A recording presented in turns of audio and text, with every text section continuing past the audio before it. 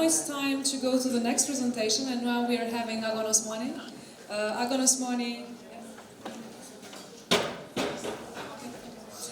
Osmani is coming from King Carta, and he is an aspiring data and AI engineer who mainly works with Python and SQL.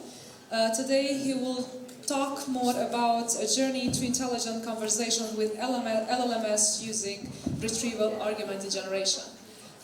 Agon, the floor is yours. Thank you.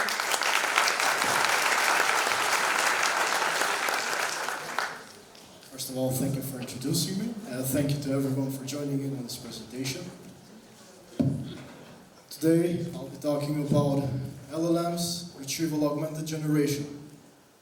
So you are going to learn a lot about how to build better LLMs, machine learning, cloud services, retrieval augmented generation.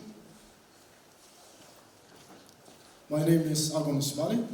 I'm a data engineer at King Carta.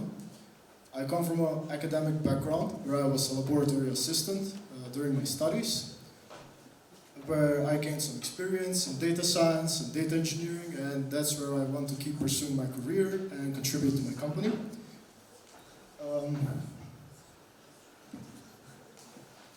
So, in our jobs, in our everyday jobs, we work with a lot of electronic documents and a lot of informational sources. Some through documentations, different databases, legal documents, etc. And when we need to extract specific information from a large volume of documents, it can start to be very exhausting and very time-consuming, and we would much rather do something more productive with our time. So enter LLMs. In today's AI world, LLMs are making waves. We all know ChatGPT. GPT is trained on trillions of data prior to 2022, and it returns information fairly quickly. And although we can all accept that the AI models are exceptional, they still do come with a set of drawbacks. They hallucinate by generating misleading information, and they fail to provide up-to-date information. So, retrieval augmented generation is an architecture that aims to solve these kind of LLM limitations. Embeddings and vector databases are essential for any retrieval augmented generation product. And in this presentation, I will be covering all the elements of RAG that help build way better and accurate results and provide up-to-date information. And not only that, RAG also mitigates the need to retrain and fine-tune large language models and for specific, domain-specific information. And financially and computationally, that is way more cost-effective. So, what are vector embeddings? Let's start with an intuition. How would you describe a car? You would start by naming its brand, its model, its top speed, its fuel type, and its horsepower, and many other things that come to mind. So from the start, we can come up with at least 5 dimensions of describing a car. And this paves the way to be able to map the descriptions of a car into at least a 5-dimensional space. LLMs don't understand languages like we do. All they know are numbers. Vector embeddings are a way to convert text into numbers that convey meaning and relationships. So different breeds of dog would be clustered closer together in an embedding space. They would be further from cats but still be in the same neighborhood of animals. So even if there are only 3 dimensions of describing the entities, in reality, in real projects, it would take hundreds or even thousands of dimensions of describing the data. So we covered that numerical representations of words are very important for RAG to work, but to generate custom embeddings, our own types, we would need a lot of time to train AI models. So instead, OpenAI offers a great AI model for generating vector embeddings. It generates embeddings that convey very rich and very complex relationship between the words.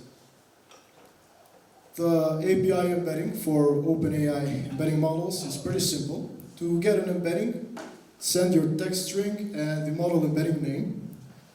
You will get a response that contains the embedding, which you can extract and save in a vector database. So when we work with RAG, we would like to extract data from different types of documents, right? PDFs.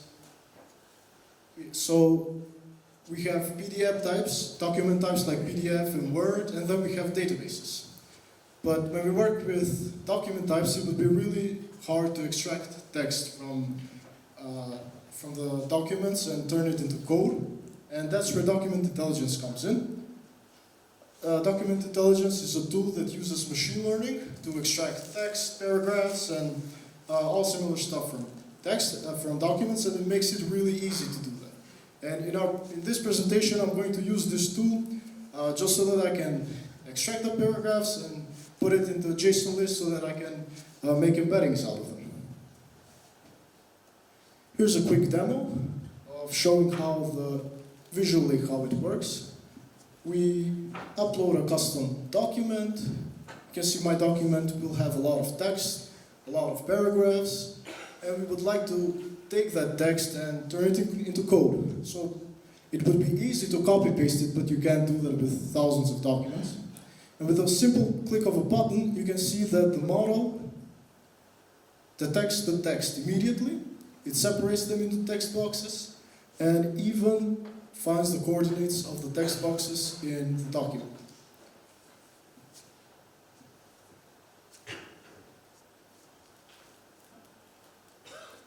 The code is not very visible, is it? So this is the code for the client API to document intelligence. It does the same thing as I showed previously on the video, just in code. It separates the paragraphs into a JSON list, with which I can after that call the OpenAI embedding model and generate embeddings out of all the paragraphs. And now I'm left with a list of embeddings.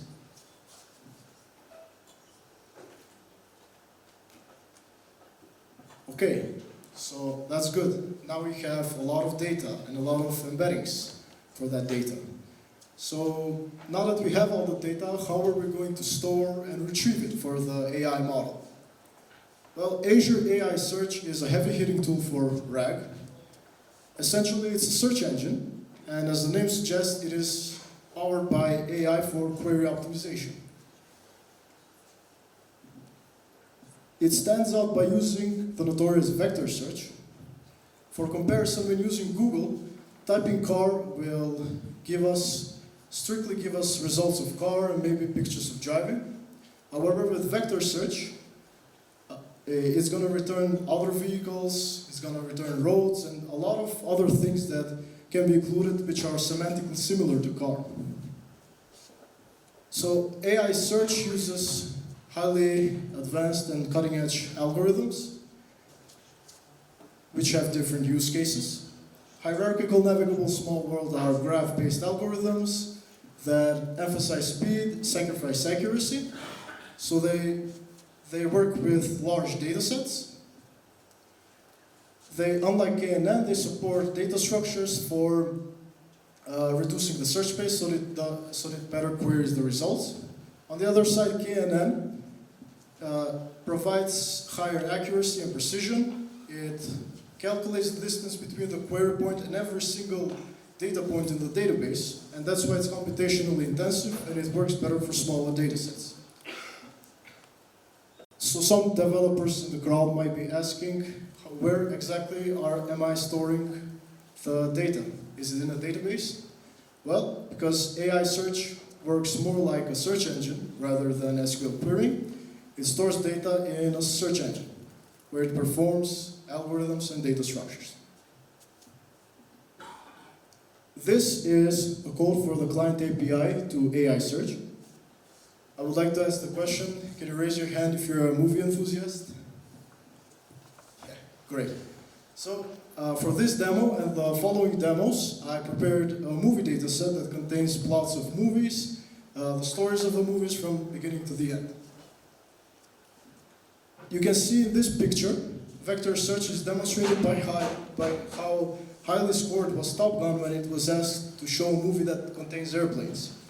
And if you search up on Google, you can see that Top Gun is a movie about airplanes.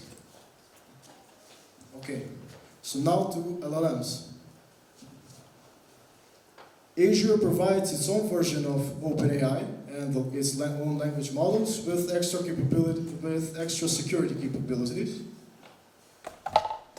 When users interact with large language models, they do it through text prompts. So, as with all Gen AI models, GPT is a highly advanced next word predictor. So it's like saying, what is the first thing that comes to your mind when I say something? So it's not following a separate Q&A path, and that's why everything that we prompt in is very sensitive. So that's why I'm going to cover some prompt engineering techniques. The first technique for prompt engineering is instructions. With instructions, we utilize the power of GPT, and they are very straightforward. We simply give a command of what the model should generate.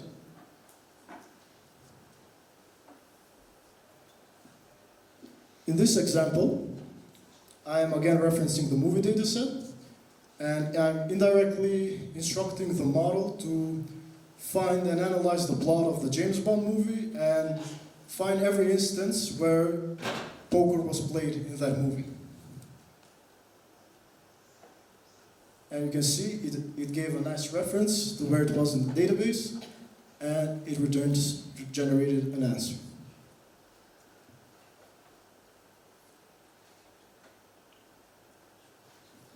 The next technique is primary content. Primary content refers to the part of the prompt that is going to be processed or transformed by the model. So essentially, usually it's paired up with an instruction. And you can see here the primary content in this example is the part where it's asking the question how to get to DevCon. So we're not asking that question to the model, we just use it as a static content that we want to translate into Macedonian. Translating to Macedonian is the instruction, and the part above it is the primary content.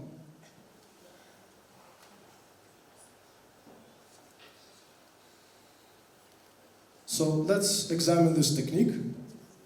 At first, I am giving an instruction to the model to reference all the Lord of the Rings movies from the dataset. And it's going to do the hard job of querying the database. It will find the movies, it's going to list them in order, and it's going to give a nice reference to where it was found in the database. And now we have a baseline from which we can input more complex queries. So the list now becomes primary content, which is going to be transformed. And I followed up with a question to find every instance where Frodo was attacked in the movie. So I'm giving it a step-by-step guide of how to operate.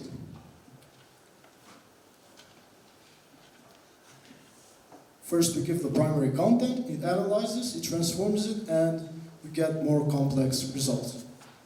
Next, we have system messages. They are usually included at the beginning of the prompt. They are used to prime the model with context, to describe its personality, what it should and shouldn't answer, and other relevant information. And after that, we have few-shot learning. Few-shot learning is a technique where we give the model concrete examples of how we want it to behave.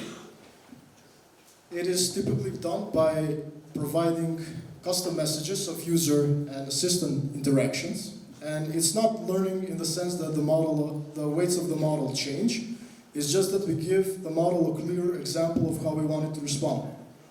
And as you can see here, when I don't provide any questions, any examples, the model seems to somewhat guess at what the response should be. But when we give clear examples of how we want it to respond, then it immediately knows that the topic of the last headline that we provided is about football, even if football was never mentioned in the examples.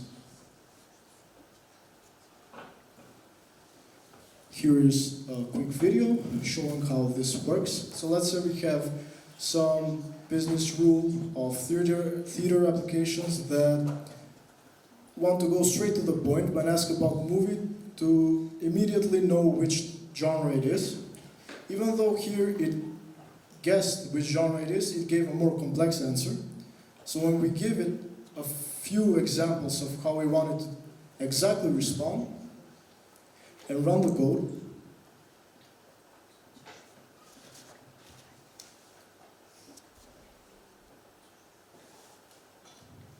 the model immediately catches on and returns the result however we want it to. Thank you for your listening.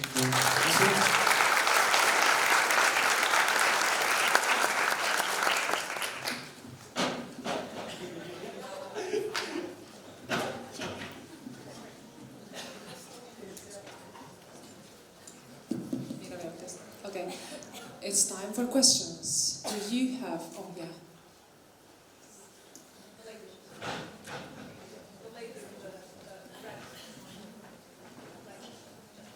Hi, it was a wonderful presentation and thank you. You never told us how many poker games was in the movie Casino Royale. So can you tell us? Sorry, can you repeat the question? How many poker games were there in the movie Casino Royale? I believe there were two. One where he lost from Schiffer and one where he won. I'm not a designer, so I couldn't very beautifully, but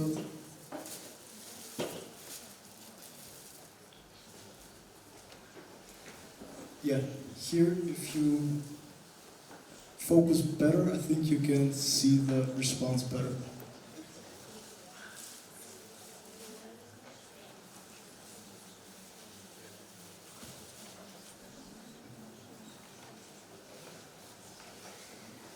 There it says that there are a total of two poker games. The first poker takes place at Casino Royale in Montenegro. The second poker game occurs towards the end. Thank you.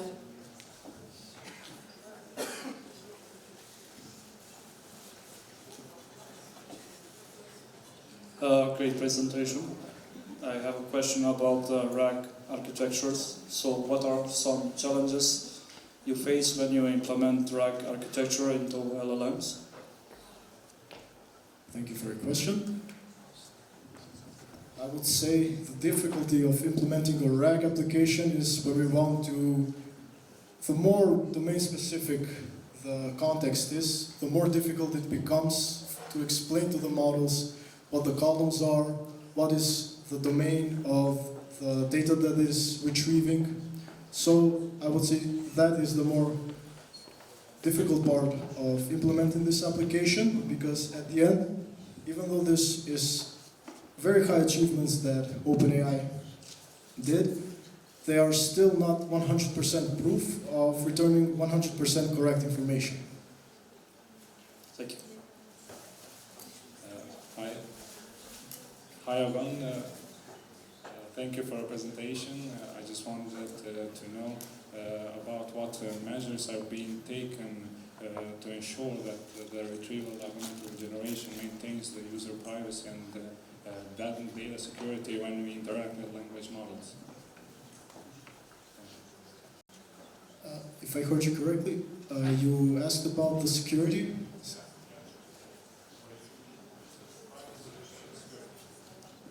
For the user privacy and data security Yeah, when we interact with the models.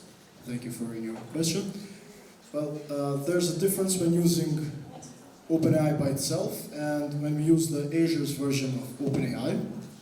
When we use the public API of OpenAI, we usually don't have privacy. So there is a risk of data leakage for everything that we send to the model.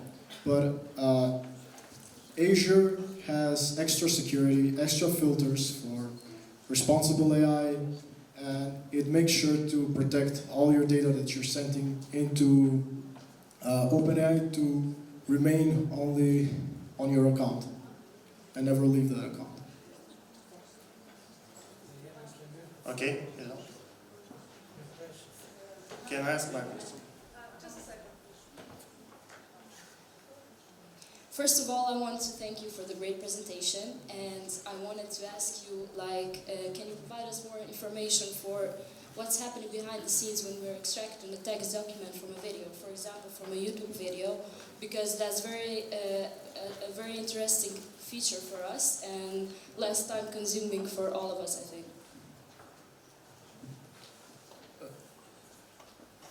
Thank you for your question. Can you repeat it again? Yes. About the part? I wanted to know, what kind of machine learning do we have to use for extracting a text document from a YouTube video? Well, YouTube videos, I think, usually have transcripts of what is being said in the video and converted into text. Sometimes I think they uploaded the transcript by themselves, and sometimes it's auto-detected from YouTube. You would have to access YouTube's API to be able to gather their video transcriptions, because YouTube's videos are not quite documents, but you would go to by the route of somehow extracting the transcriptions by the API, if YouTube has any API for that. And then you just have the text, you use the OpenAI embedding model, and you embed the text and you put it into vector search. And that's all. Okay, thank you. Hello, thank you for presentation. It was very interesting. I'm here. I'm interested in this thing because your system is fascinating, but if I were a product owner of this, I would immediately think, what would I do with the movies that, for example, came out this year? Can I make another embedding and just increment it to the current one? And did you think about strategies of updating this information somehow dynamically or more automatically, not just manually? Thank you for the question. That was a very good examination. Well, I mentioned previously that the data for AI search is stored in there, right, in a search index. Well, that's because that's where it most efficiently it queries it from there. But that still doesn't mean that we cannot input the data on a regular basis. We can make some database that we have, and we can make an indexer that schedules times when the data from the database is transformed by embedding it and then taking it into vector search, so it constantly is being updated with new data. Thanks. Hope that answers the question. Hello, thank you. Thank you for the presentation. I have a question. Do you know if there is any future developments on their offerings and their capabilities, and if those are all free or do they charge? Thank you. AI world changes very often. As I was preparing this presentation, they changed the model that I was using for my POC prototype. They consistently change the models.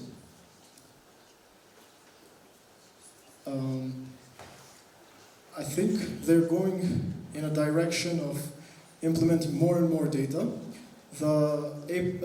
These services that I mentioned are not free, but they are working on consistently making them less and less expensive, because if you go to the alternative route and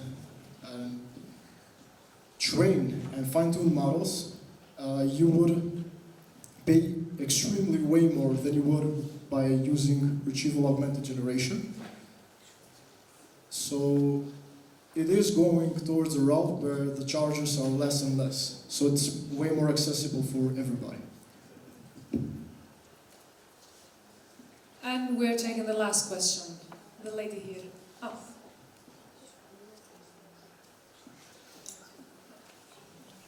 This one is kind of like a more personal question, but as a student who is considering possibly in the future going into studying machine learning and AI, what are some of advice you would give? I'm doing that myself. I am right now consistently learning and trying to learn as much information about machine learning and data engineering. I would say follow what interests you, what makes you excited, what you love, and learn on a daily basis. Take courses, take lectures from universities as much as you can. And I hope you achieve great success with that. Thank you, and congratulations. Thank you, Agon.